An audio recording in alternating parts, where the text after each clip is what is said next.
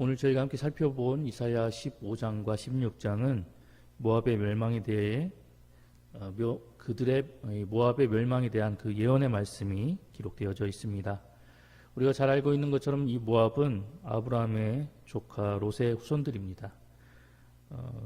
어찌 보면 이스라엘과는 친척 관계에 있는 민족이 이 모압이었는데요. 그런데 역사적으로 이 모압의 모습을 볼 때 이들은 이스라엘을 끊임없이 괴롭혀왔던 그런 모습을 우리에게 보여주고 있습니다. 오늘 본문은 이 모압이 이와 같은 행위로 어찌 보면 친척 관계에 있었던 이스라엘을 적대시하고 괴롭힘으로 인해서 하나님 앞에 범죄하였을 뿐만이 아니라 그들이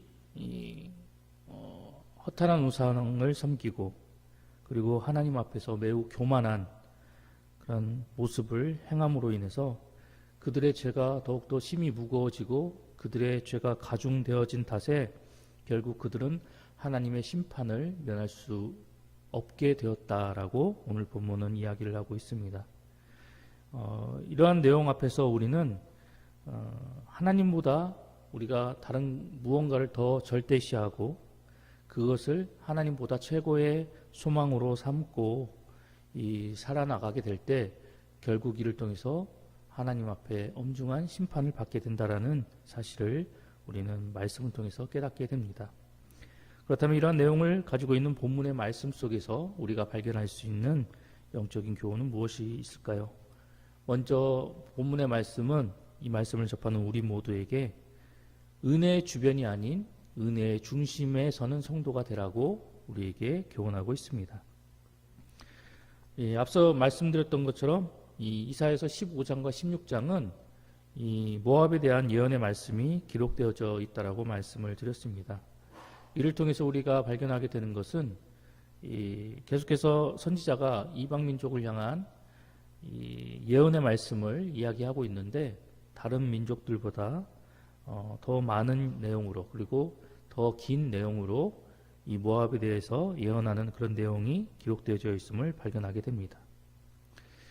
이러한 이유에 대해서 우리는 이스라엘과 모압은 깊은 관계에 있기 때문에 이렇게 다른 민족보다도 더 많은 양을 할애했다라고 생각해 볼 수 있습니다. 앞서 말씀드렸던 것처럼 모압은 아브라함의 조카 롯의 후손들에 의해서 세워진 그런 나라가 모압이었는데 어찌 보면 이스라엘과 있어서 매우 밀접한 관계에 있었던 그런 민족이 바로 이 모압이었습니다. 그리고 그들의 조상이었던 롯은 믿음의 조상이었던 아브람과 함께 신앙의 여정을 함께 동행하였던 어찌 보면 신앙의 동역자와 같은 사람이 이 롯이었다라고 말씀드릴 수 있습니다. 그런데 우리가 창세기를 통해서 알게 되는 것처럼 이 모압의 조상 이 롯은 하나님의 중심에 머물기보다는 늘 하나님 은혜의 주변에 머무는 그런 선택과 삶을 살아나갔던 인물이었음을 우리가 창세기를 통해서 발견하게 됩니다. 이스라엘의 조상 이 아브라함은 우리가 창세기를 통해서 발견하게 되듯이 늘 하나님의 말씀을 소중히 여기고 그 말씀을 붙잡고 그 말씀 따라 순종하며 살아나갔던 인물이 바로 아브라함이었습니다. 때로는 인간적인 모습으로 인해서 실수도 하고 그리고 그로 인해서 큰 낭패를 겪기도 했지만 결국 그는 끝까지 하나님만을 바라보고 하나님의 뜻을 쫓아 살아나갔던 그런 삶을 보였기 때문에 결국 그는 하나님께로부터 믿음의 조상이라는 큰 은혜의 타이틀을 선물로 부여받게 되었던 것입니다. 하지만 이와 반대로 롯은 아브라함과는 달리 현실을 더욱더 중요시 여기고 현실을 직시하며 살아나갔던 사람이었습니다. 어찌 보면 믿음의 길을 걸어나갔지만 현실을 더 중요하게 여기는 현실주의자라고 이야기를 할 수가 있는데요. 결국 이러한 성향 탓에 롯은 하나님을 향한 그 신앙보다 자신이 편하게 살아갈 수 있는 길을 더 우선시 여기고 그것을 택하며 살아나갔습니다. 하나님 은혜의 중심에 서기보다는 은혜의 주변에 머물면서 자신이 처한 그 현실과 상황에 늘 타협하는 모습을 보여 주었습니다. 이로 인해서 롯이 그가 살아나가는 길에 많은 위기를 겪게 되었고 심지어는 멸망당할 그런 위기를 맞이하기도 했다라는 것을 우리는 성경을 통해서 알게 됩니다. 그런데 이 롯과 같은 모습이 그들의 후손인 이 모압 자손에게서도 동일하게 나타나고 있다는 것입니다. 자신의 조상이 그러했듯이 이 모압 족속들도 늘 하나님 은혜 주변에 맴도는 삶을 살아왔다라고 성경은 이야기하고 있습니다. 이스라엘 민족이 출애굽할 때 하나님이 그들과 함께 하고 계시다라는 사실을 그들이 알고 있었음에도 불구하고 그들이 약속의 땅 가나안으로 가는 것을 도와주기는커녕 오히려 이스라엘을 대적하고 저주하려 하였던 모습을 우리는 보게 됩니다. 이스라엘이 이제 가나안에 정착한 이후로도 이 모압은 이스라엘과 근접하여 살아갔지만 어찌 보면 친척 관계에 있었던 이스라엘과 더욱더 가까이 하지 못하고 오히려 적대적인 관계를 맺으며 그들이 살아갔습니다. 이로 인해서 결국 그들은 하나님의 은혜의 중심에 들어가지도 못하고 그 주변에 머물러 버리는 그런 안타까운 모습을 보이고야 말았던 것입니다. 이러한 여러 가지 상황과 모습을 볼 때 모압은 얼마든지 하나님의 은혜의 중심에 거하는 삶을 살아갈 수 있었던 그런 민족이 바로 모압 족속이었습니다. 하지만 그들은 하나님보다도 자기를 위한 현실적인 유익을 선택하였습니다. 그리고 세상의 쾌락이 주는 그 기쁨 때문에 결국 그들은 하나님을 가까이 하지 않고 어찌 보면 은혜의 언저리에 머물러 버리는 그러한 길을 택하였다라고 우리는 성경을 통해서 깨닫게 됩니다. 결국 이러한 길을 걸어 나갔던 모압의 마지막은 어떠하였습니까? 아니 모압을 둘째치고라도 이러한 길을 걸어가는 사람의 인생의 종국은 과연 어떠할까요? 성경은 결국 이러한 삶을 살아나가는 사람의 인생의 끝은 멸망의 자리에 머물 수밖에 없다라고 우리에게 경고하고 있습니다. 선지자는 이런 모압을 향한 그 하나님의 이 멸망의 예언을 그들에게 선포하면서 오늘 본문을 통해서 알게 되듯이 그들이 멸망당하게 된 그 사실 앞에서 큰 슬픔을 나타내고 표시하는 모습을 보게 됩니다. 어찌 보면 이는 형제 나라에 임하게 된 그 심판에 대해 몹시도 안타깝고 그리고 이로 인해서 가슴 아파하는 그런 마음이 있었기 때문에 이러한 슬픔의 표시를 우리에게 보여주고 있을지도 모릅니다. 오늘 이 본문을 통해서 우리가 깨달아야 할 것은 하나님을 알아도 현실의 유익과 세속적인 만족을 위해서 은혜의 중심이 아닌 은혜의 언저리에 거하는 삶을 살아가서는 안 된다라는 것입니다. 지금 당장 세상이 그리고 우리의 현실이 우리에게 큰 이익과 유익을 주는 것처럼 보여도 그것은 결국 썩어질 세상의 것이고 결국 우리가 하나님을 선택하지 않고 세상과 더불어 살아나가는 그런 삶을 살아나가게 된다면 우리에게 있어서 아무런 유익도 그리고 우리에게 구원의 은총조차 주지 못할 그런 허망한 것이기 때문에 우리는 세상의 것을 거부하고 하나님의 것을 더 추구할 줄 아는 그런 성도가 되어야 한다는 사실입니다. 항상 하나님 은혜의 중심에 들어가기 위해서 우리가 더욱더 힘쓰고 노력해야 하며 하나님 은혜의 중심에 거하는 삶을 살아나가려고 할 때 우리가 고난을 겪게 되고 그리고 환난을 겪게 된다 할지라도 그 모든 것들을 능히 감당하며 하나님 은혜 곁으로 더욱더 가까이 가고자 노력할 줄 아는 성도가 되어야 한다는 것입니다. 이것이 우리에게 가져다주는 결과가 얼마나 크고 놀라운지를 우리가 이해하고 기억한다면 세상이 우리에게 어떠한 고난을 주고 어떠한 시련을 우리 앞에 가져다 준다 하여도 우리는 하늘의 것이 우리에게 가져다 주는 그 유익과 그 소망이 우리에게 얼마나 크고 유익한지를 깨달아 알기 때문에 그 모든 것들을 능히 감당하며 나아갈 수 있게 된다는 것입니다. 우리는 반드시 기억해야 합니다. 은혜의 중심에 머무는 삶과 은혜의 주변에 머무는 삶은 반드시 서로 상반된 결과를 나타낼 수밖에 없다는 것을 기억해야 할 것입니다. 은혜의 중심에 머물게 되면 생명의 결과를 맞이하게 됐지만 은혜의 언저리에 머물게 되면 결국 파멸과 심판과 멸망의 자리에 설 수밖에 없음을 기억해야 할 것입니다. 뿐만 아니라 하나님 은혜의 중심에 서기를 수고하고 노력하며 나아갈 때 이를 통해서 하늘의 은혜와 복을 누리며 나아가게 되지만 나의 유익을 쫓아서 현실과 타협하고 은혜의 언저리에 머물게 된다면 결국 축복이 아닌 저주의 자리에 들어서게 된다는 사실을 우리가 기억해야 할 것입니다. 때문에 당장 눈앞의 이익이 아닌 영원한 유익을 우리가 추구하고 그리고 참되고 거룩한 이익을 택할 줄 아는 그런 하늘 백성이 되어야 할 것입니다.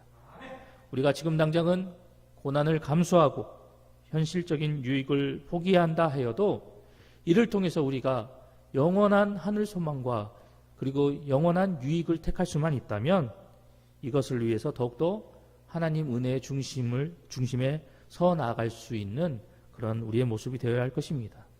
오늘 하루의 우리의 모습이 바로 이러한 모습이 될 수 있도록 더욱더 하나님만을 바라보고 그분의 은혜를 소망하며 나아가는 우리 봉상의 모든 성도님들이 되시기를 소망합니다. 계속해서 오늘 본문의 말씀은 이 말씀을 접하는 우리 모두에게 하나님을 알지 못하는 이들을 긍휼히 여길 줄 아는 성도가 되어야 함을 우리에게 교훈하고 있습니다. 오늘 본문 이 5절의 말씀입니다. 내 마음이 모압을 위하여 부르짖는도다. 그 피난민들은 소알과 에글라 슬리시아까지 이르고 울며 루잇 비탈길을 올라가며 호로나임 길에서 패망을 울부짖으니. 선지자는 이 하나님의 심판을 이 모압에게 선포하면서 내 마음이 모압을 위하여 부르짖는도다라고 토로하고 있습니다. 모압의 멸망의 참상을 보면서 그 예언하고 있는 선지자의 마음의 상태가 어떠한지를 우리는 이 구절을 통해서 익히 잘 알게 됩니다. 당시 이 모압은 앞서 우리가 살펴보았을 때는 그들의 조상 때문에 그들이 이스라엘과 어찌 보면 친척 관계이고 형제 국가의 어떤 그런 관계였지만 이 선지자가 말씀을 선포할 당시에 이 모압은 남유다와 적대국인 그런 관계에 놓여 있었던 그런 나라였습니다. 어찌 보면 이 모압은 이 남유다에게 있어서 이 원수의 나라와도 같은 존재였다라고 말씀드릴 수 있습니다. 때문에 적대국이고 그리고 원수의 나라이기 때문에 그들을 향해서 하나님의 심판이 선포되어졌다는 사실을 듣게 된다면 그들의 멸망에 대해서 오히려 기뻐하고 즐거워하는 모습이 상식적으로 생각해 볼 때 맞다라고 우리가 여겨지게 됩니다. 그런데 이러한 우리의 상식을 뒤집는 모습을 오늘 선지자가 우리에게 보여주고 있는 것입니다. 적대국이었음에도 불구하고 원수의 나라였음에도 불구하고 그들에게 하나님의 멸망과 심판이 선포되어지자 이를 통해서 선지자는 마음 아파 울고 그리고 하나님 앞에서 그 괴로운 심정을 토로하며 나아가는 모습을 우리에게 보여주고 있기 때문입니다. 선지자가 이렇게 가슴 아파하는 데는 이 모압이 친척 관계이고 형제국인 그런 이유도 존재하고 있었지만 이 선지자가 가슴 아파하고 괴로워하는데 가장 큰 비중과 이유로 다가오는 것은 바로 이 멸망당할 모압 백성들의 그 생명에 대한 국률과 연민의 마음 때문에 선지자는 그들을 향해 멸망을 선포하면서도 이러한 사실에 가슴 아파하고 괴로워할 수밖에 없었다라는 것입니다. 즉 이사야는 허무하게 죽어갈 수밖에 없는 그 모압 백성들의 운명을 바라보며 연민의 마음 그리고 불쌍히 여기는 마음이 생겨나게 되었고, 이를 통해서 선지자는 비록 원수의 나라지만 적대국이었지만 그들이 하나님의 심판으로 인해서 멸망당할 수밖에 없는 그런 운명에 놓여 있기 때문에 이로 인해서 슬퍼하고 그가 눈물을 흘리며 그 괴로운 심정과 마음을 토로하며 나갈 수밖에 없었다라는 것입니다. 이와 같이 하늘 백성 된 우리 모두도 선지자가 모압 백성들을 향해서 가졌던 그런 연민의 마음, 그리고 불쌍히 여기는 마음, 그리고 긍휼의 마음을 가져서 우리의 가족들, 우리의 주변을 바라볼 수 있는 그런 하늘 백성이 되어야 한다는 것입니다. 특별히 하나님을 알지 못한 채 하루하루 멸망의 길로 더욱더 다가가고 있는 우리의 이웃들을 향해서, 그리고 하나님을 알지 못하는 우리의 가족들을 위해서 우리도 연민의 마음을 품고 그들을 긍휼히 여기며 그들이 하나님께로 인도되어지기를 간절히 소망하고 기도하며 우리가 그들을 하나님께 이끌어 나갈 수 있는 하늘 백성이 되어야 한다는 것입니다. 하나님을 믿지 않는 사람들, 그들 역시 우리와 똑같은 소중한 생명을 지닌 존재들입니다. 하나님 앞에서 생명은 다 고귀하고 존귀하고 소중한 것이기 때문에 이러한 생명을 가지고 살아나가는 하나님을 알지 못하는 사람들 역시 어찌 보면 하나님 앞에서 고귀하고 소중하고 그리고 중요한 존재다라는 것입니다. 하지만 그들과 우리가 다른 점은 우리는 하나님을 믿고 예수 그리스도를 구주로 영접하였기 때문에 이를 통해서 우리는 구원을 받고 영생의 소망을 품고 나갈 수 있게 되지만, 하나님을 알지 못하는 이들은 하나님을 알지 못하는 것뿐만이 아니라 그들이 예수를 구주로 영접하지 못하였기 때문에 결국 그들은 구원받지 못해 심판받고 영원한 고통을 당할 수밖에 없다는 것입니다. 이것이 믿는 자와 믿지 않는 자의 다른 점이고, 그리고 이들이 믿는 자와 믿지 않는 자들이 맞이할 수밖에 없는 그런 결과다라는 것이죠. 그런데 여기서 한번 생각해 보시기 바랍니다. 우리는 예수 그리스도를 구주로 믿는 그 믿음 때문에 영원한 영생의 소망을 가지게 되었고 구원의 은혜를 누리며 나아갈 수 있는 존재가 되었지만, 믿지 않는 우리의 가족이, 나와 잘 알고 있는 믿지 않는 우리 주변의 이웃이 예수 그리스도를 믿지 못하고 구주로 영접하지 못해서 결국 이로 말미암아 심판받고 영원한 고통을 당하게 된다라고 한다면, 그런 모습을 바라보며 우리가 기뻐할 수 있겠습니까? 그런 모습을 바라보며 우리가 하루하루를 온전히 즐겁게 살아갈 수 있겠습니까? 믿지 못하는 우리의 가족이, 나와 잘 알고 있는 절친한 이웃들이 하나님을 알지 못하고 예수 그리스도를 구주로 영접받지 못한 그 사실 때문에 영원한 지옥 심판을 맞이할 수밖에 없는 운명에 놓였는데, 그들을 바라보며 우리가 기뻐할 수 있겠냐는 말입니다.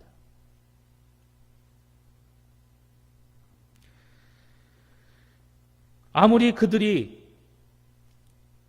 도대체 하나님이 어디 있냐, 증명해봐라, 우리에게 이렇게 반문하고 조롱한다 할지라도, 하나님의 존재 자체를 그들이 의심하고 그리고 이를 통해서 그 하나님을 믿는 우리를 조롱하고 핍박한다 하더라도, 그들이 하나님을 알지 못해서 예수 그리스도를 구주로 영접하지 못해서 결국 허망하게 망할 존재다라는 사실을 우리가 깨닫고 기억하고 떠올린다면, 우리는 당연히 그들을 향해서 연민의 마음, 긍휼의 마음을 품고 그들을 주께로 인도해 나가야 한다라는 것입니다.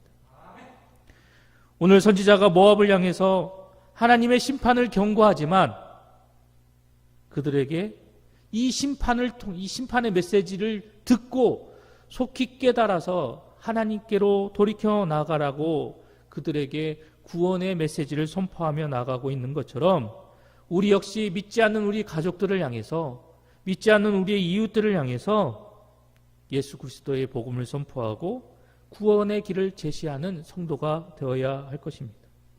요나의 모습을 기억해 보시기 바랍니다.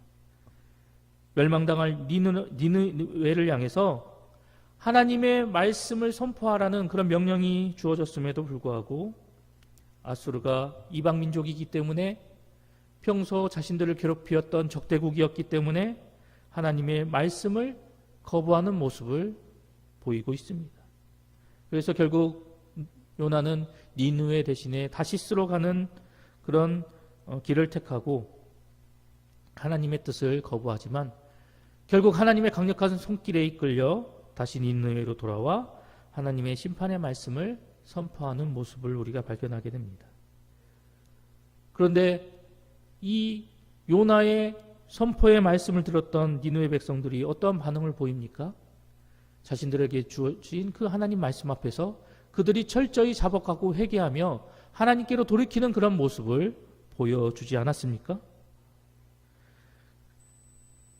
이 원수와도 같았던 니느웨가 하나님 앞에 돌이키는 모습을 바라보게 되자 요나는 이를 통해서 하나님 앞에 불평하며 자신의 생명을 거둬달라고 원망하는 그런 어리석은 모습을 하나님 앞에 보이고 말았습니다. 이때 하나님은 요나를 향해서 이 큰 성읍 니느웨에는 좌우를 분별하지 못하는 자가 12만 명이요 가축도 많이 있나니 내가 어찌 아끼지 아니하겠느냐라고 요나에게 말씀하시는 모습을 우리는 요나서를 통해서 발견하게 됩니다. 이를 통해서 우리가 발견하게 되는 것이 무엇입니까? 하나님은 사람의 생명뿐만이 아니라 그 가축의 생명까지도 소중히 여기시는 분이 바로 우리가 믿는 하나님이시다라는 것입니다. 이에 사도 바울은 하나님은 모든 사람이 구원받기를 원하시는 분이시다라고 우리에게 디모데전서 2장 4절의 말씀을 통해서 교훈하고 있습니다. 뿐만 아니라 베드로 사도 역시 하나님은 사람들 중에 누구도 멸망치 않고 다 회개에 이르기를 원하신다라고 베드로후서 3장 9절의 말씀을 통해서 우리에게 교훈하고 있습니다. 선지자는 바로 이러한 하나님의 마음을 품었던 사람이었습니다.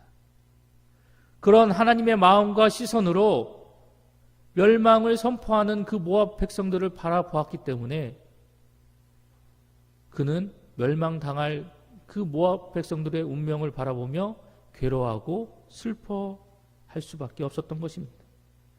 모압의 멸망을 보며 마음 아파하며 그리고 모압 백성을 향한 그 하나님의 심판을 통해서 그들이 속히 깨닫고 하나님께로 돌아오기를 간절히 원하고 소원하였던 것입니다.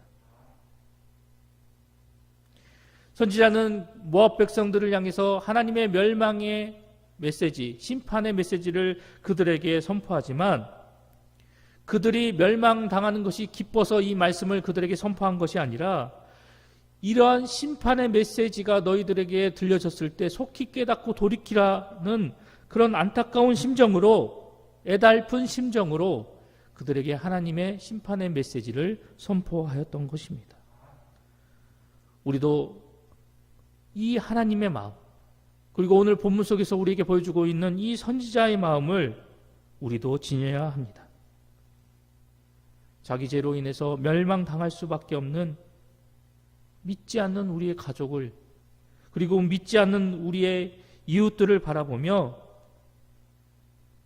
연민의 마음을 품고 그리고 긍휼히 여기는 그런 심정으로 그들을 바라보면서 그 심판의 자리, 멸망의 자리에서 돌이킬 수 있도록 그들이 하나님께로 더욱더 자신의 믿음의 발걸음을 옮겨 나갈 수 있도록 그들에게 구원의 복음을 선포하는 하늘 백성이 되어야 할 것입니다.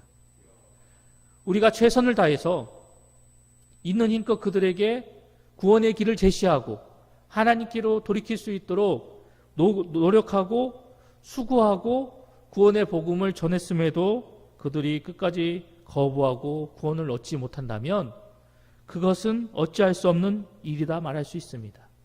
하지만 우리는 끝까지 그러한 사람들을 향해서 불쌍히 여기는 마음으로 최선을 다해서 그들이 하나님께로 돌이킬 수 있도록 그 멸망의 자리에서 생명의 자리로 옮겨질 수 있도록 우리는 더욱더 그들을 돕고 섬길 줄 아는 하늘 백성이 되어야 한다는 것입니다. 오늘 하루도 믿지 않는 자들을 향해서 하나님의 마음과 시선으로, 그리고 오늘 선지자가 우리에게 보여주었던 그 긍휼히 여기는 마음, 애달픈 마음을 가지고 오늘도 믿지 않는 우리의 가족을 향해서, 우리 주변의 이웃을 향해서 구원의 길을 담대히 제시하고 그들을 하나님께로 인도하기에 최선을 다하며 나아가는 우리 봉상의 모든 성도님들이 되시기를 소망합니다.